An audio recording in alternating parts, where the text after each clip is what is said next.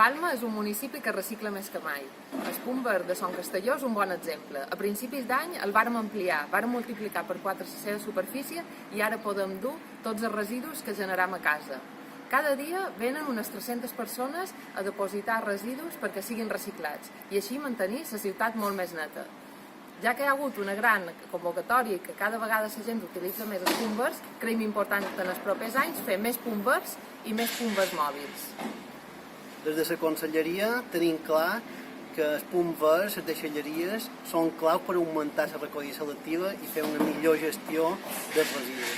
Si posam fàcil a la gent poder fer aquesta gestió més de proximitat, la gent respon. I per això hem entrat en una línia de subvencions perquè tots aquells municipis que han volgut fer una aposta ferma per millorar el seu punt verd se'n poguessin veure beneficiat, com és el cas de Malla amb aquest punt verd que tan millorat i tan bona resposta ha donat.